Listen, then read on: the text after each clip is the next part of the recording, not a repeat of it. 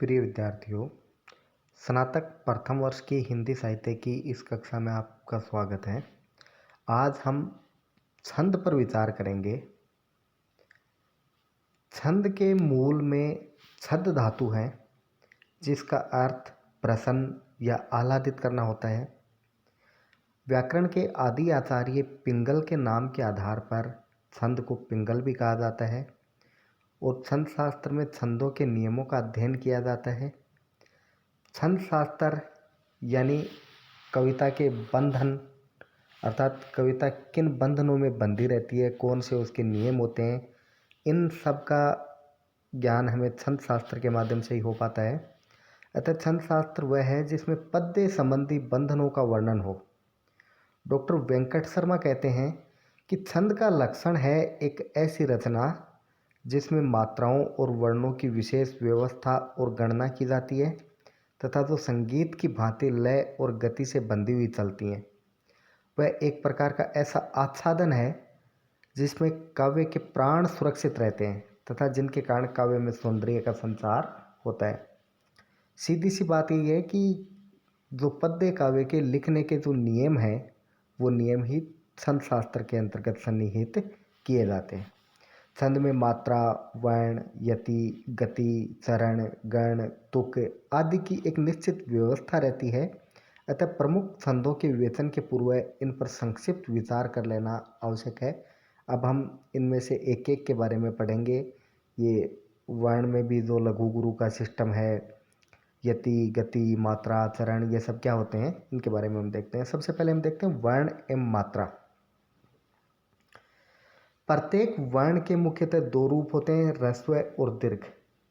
वर्ण तो आप जानते ही हैं, भाषा की सबसे छोटी जो लिखित ध्वनि होती है वो वर्ण कहलाती है। जैसे ए, आ, ई, क, च, ट, जो भी छोटे छोटे वर्ण हैं वो सब हिंदी भाषा में उनका लिखित रूप वर्ण कहलाता है। इसके दो भाग होते हैं, ह्रस्व और दीर्घ। साहित्य शास्त्र में ह्रस्व को लघु कहते हैं तथा दीर्घ को गुरु कहा जाता है। अर्थात साहित्य में इन्हीं के ही दो अलग नाम हैं। ह्रस्व को लघु कह देते हैं और दीर्घ को गुरु कह देते हैं। लघु की एक मात्रा होती है तथा गुरु की दो मात्राएं होती हैं। लघु के लिए हम खड़ी पाई का प्रयोग करते हैं, खड़े डंडे का प्रयोग करते हैं तथा गुरु को प्रदर्शित करने के लिए ऐस के समान की आकृति होती है, जिसका मतलब होता है कि ये गुरु वर्ण है और इसकी मात्रा हमेशा दो गिनी जाती है और लघु की मात्रा हमेशा एक गिनी जाती है। मात्राएं वर्ण के उच्चारण में लगने वाले समय के आधार पर निर्धारित की जाती हैं। मात्रा का अर्थ ही है कि ध्वनि के उच्चारण में लगने वाला समय ही मात्रा कहलाता है और उसके आधार पर ही इनका वर्गीकरण किया जाता है। तो हिंदी में ए, ई, उ, री, लरी ये लघु वर्ण होने से इनकी मात्रा एक गिनी जाती है। अर्थात हिंदी में ये वर्ण हैं, ये लघु वर्ण माने जाते हैं, इनको ह्रस्व वर्ण माना जाता है। इनकी मात्रा हम एक ही गिनते हैं। मुख्य रूप से ये चार वर्ण हैं, ए, छोटी ई, छोटा ऊ और री। यद्यपि लरी भी ह्रस्व वर्ण माना जाता है, लेकिन ये संस्कृत व्याकरण में काम आता है। हमारे हिंदी में इसका प्रयोग बहुत कम है या यूँ कहें कि नगण्य है।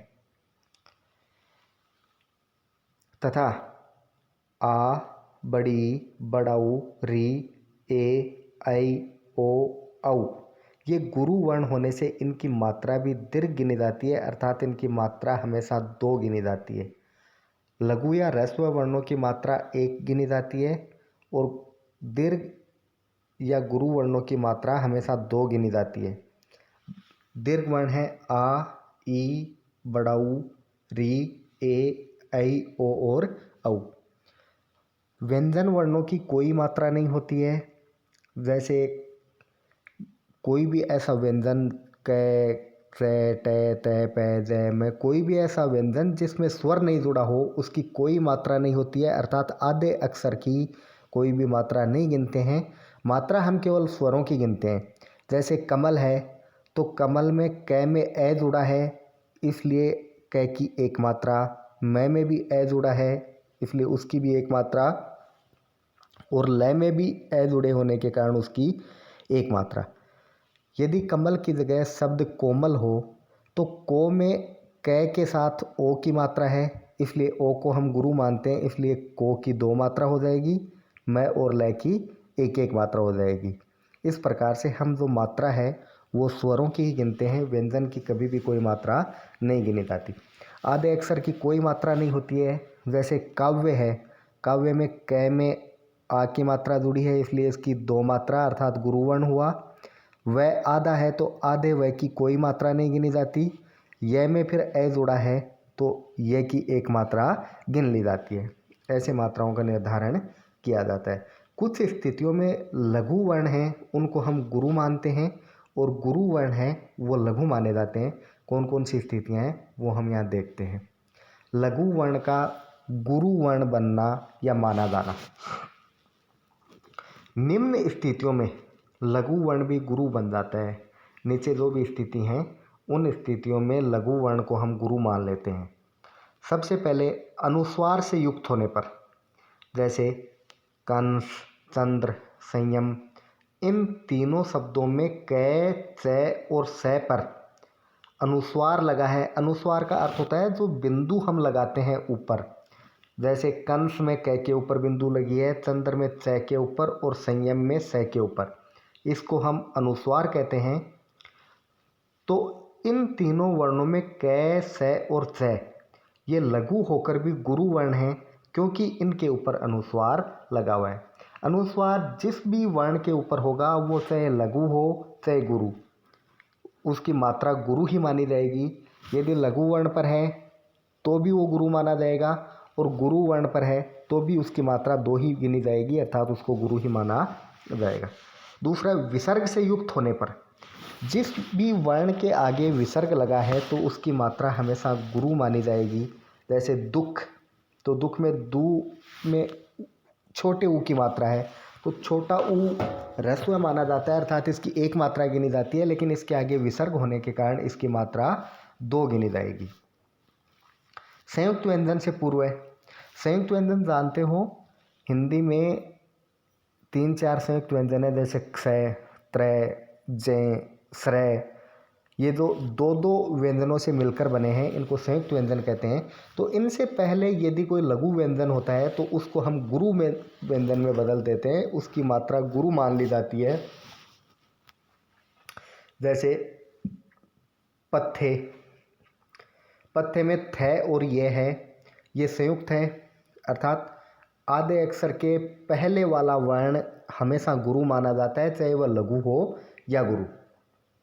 सत्य है, सत्य में तय आधा है तो तय के पहले वाला से गुरु माना जाएगा। ऐसे ही जैसे संयुक्त वर्ण एक साथ भी लिखे हो, जैसे कक्षा है, कक्षा में अक्षय से पहले क है तो क लघु है, लेकिन इसकी भी मात्रा गुरु मानी जाएगी, अर्थात ये भी दीर्घ वर्ण होगा। अगला है अक्षर हलंत व्यंजन से पूर्व है। हलंत व्यंजन कोई भी हो उसके पहले वाला व्यंजन है वो हमेशा गुरु माना जाता है। जैसे महत और जगत, तो इसमें लास्ट में जो महत में तय है वो हलंत है, तो इसमें तय के जस्ट पहले जो है उसको हम लघु होने के बाद भी गुरु मानते हैं। जगत शब्द है, जगत में लास्ट का तय हलंत है तो इसके पहले वाला ग है उसको हम गुरु मानते हैं। चरण के अंत में आवश्यकता होने पर, जैसे एक पंक्ति है, वही हमारी यह मातृभूमि, ये उपेंद्र वरदाछंद का पद है, तो इसमें अंतिम वर्ण गुरु न होने से यहाँ जो मी है उसको गुरु वर्ण मान लिया जाएगा, क्योंकि मातृभूमि है, मातृभूमि में भूमि में ई की मात्रा है वो लघु है, लेकिन फिर भी चरण के अंत में जैसी आवश्यकता होती है उस आवश्यकता के अनुसार हम लघु या गुरु मानने के लिए स्वतंत्र होते हैं। यदि और सारी विशेषताएं किसी छंद की मिल रही हैं और लास्ट के एक वर्ण के लिए यदि वो विशेषता नहीं मिल रही है तो उनको हम अपनी स्वतंत्रता के हिसाब से लघु को गुरु या गुरु को लघु मान सकते हैं। तो ये तो हुआ लघु वर्ण का गुरु बनना। अब हम देखते हैं गुरु वर्ण का लघु बनना। यद्यपि ऐसी परिस्थिति बहुत कम आती है। पहला नियम है ए ओ वर्णों का उच्चारण जब एक मात्रिक हो, अर्थात जब इस पे स्ट्रेस थोड़ा कम लगता हो, इसको बोलने में ज़ोर कम दिया जाता हो, तब वहाँ इसको गुरु होने पर भी लघु मान लिया जाता है। जैसे जे ही, ते ही, इसमें हम जब बोलते हैं तो जे ही बोलते हैं तो जे पर इतना भार नहीं रहता है, इसलिए इसको लघु माना जाता है। और ते ही में भी ते पर इतना भार नहीं होने के कारण गुरु होने के बावजूद भी इसको लघु माना जाता है। दूसरा हमने जैसे ये बताया था कि आवश्यकता के अनुरूप जैसे अंतिम ध्वनि होती है, अंतिम ध्वनि में लघु को गुरु और गुरु को लघु मानने की स्वतंत्रता रहती है। विशेष कथन देखो, चंद्र बिंदु से युक्त होने पर भी लघु वर्ण की मात्रा एक तथा गुरु वर्ण की मात्रा दो ही रहती है। सीधा सा तात्पर्य यह है कि चंद्र बिंदु मात्रा को प्रभावित नहीं करता। यदि लघु वर्ण पर है तो लघु ही माना जाएगा और गुरु वर्ण पर है तो गुरु ही माना जाएगा। दूसरा है, संयुक्त व्यंजन से पूर्व का लघु वर्ण उस पर अधिक जोर पड़ने पर ही दीर्घ माना जाएगा। अर्थात यदि बोलने में उसके पहले वाले वर्ण पर ज़्यादा जोर नहीं पड़ रहा है तो उसको गुरु नहीं माना जाता, सामान्यतः उसको लघु मान लिया जाता है, यद्यपि ऐसी पोजीशन बहुत कम आती है। तीसरा है, वर्ण की मात्राएं उनके उच्चारण में लगने वाले समय पर निर्भर करती हैं। अर्थात लघु और गुरु का जो वर्गीकरण है वो किसी भी वर्ण को बोलने में जितना टाइम लगता है उसके आधार पर ही वर्गीकृत किया गया है। इसी आधार पर हम वर्ण को दो भागों में बांटते हैं, लघु और गुरु, जिसे हम ह्रस्व और दीर्घ भी कहते हैं। अब देखते हैं हम गण। सामान्यतया तीन वर्णों का कोई भी समूह होता है उसे हम गण कहते हैं। चाहे कोई भी तीन वर्ण हो, चाहे कैसे भी हो, मात्रा चाहे उसमें छोटी बड़ी कैसी भी हो सकती है, तो तीन वर्णों का समूह गण कहलाता है। गणों की संख्या 8 होती है। इसमें हलंत को कभी गिना नहीं जाता है, पूरे वर्णों को ही गिना जाता है। गण ज्ञात करने का एक सूत्र है, य माता राजय भान से लगा। तो इसमें ये 10 वर्ण हैं, य माता राजय भान से लगा। अब इसमें गण की संख्या 8 ही होती है। अभी हमने बात की कि गण तीन वर्णों का समूह होता है, तो इसमें हम क्या करते हैं, जो पहला वर्ण होता है, जैसे यह है तो यह को हम पहला अक्षर लेकर आगे गण जोड़ देंगे तो ये यगण बन गया। फिर माँ है तो माँ में पहला अक्षर हमने मैं लिया, इसके आगे गण जोड़ा तो मगण बन गया। फिर ता से तगण, रा से रगण, जय से जगण और भा से भगण, न से नगण और सै से सगण बन गया। लेकिन आगे जो लय और गा है इससे कोई गण नहीं बनते हैं, क्योंकि ये केवल मात्रा पूर्ति करने के लिए रखे गए हैं। अब इनमें मात्रा पूर्ति कैसे होती है, सबसे पहले हम देखते हैं इस सूत्र की शुरुआत होती है य माता। तो यगण में पहले तो य को लिया गया तो य की मात्रा लघु है। फिर उसके बाद में माँ और ता दोनों गुरु हैं, तो तीन वर्णों का समूह बनता है य मा ता। इसका मतलब यगण वो ही होगा जिसमें प्रारंभ में एक लघु वर्ण होगा और आगे के दोनों गुरु वर्ण होंगे। यदि हम मगण की बात करें तो मगण में तीन वर्ण होंगे, मा ता रा। तो तीनों के तीनों दीर्घ हैं, इसलिए कोई भी ऐसा वर्ण जिसमें तीनों के तीनों वर्ण दीर्घ हों वो मगण माना जाएगा। वैसे कोई भी ऐसा शब्द हो सकता है जिसमें तीन वर्ण हों और तीनों के तीनों दीर्घ हों, तो वो हमेशा मगण माना जाएगा। तगण में ता, रा और जय है, तो इसमें स्टार्टिंग के दोनों वर्ण दीर्घ होंगे और आगे वाला लघु या ह्रस्व होगा। तो इस प्रकार से ये गण है।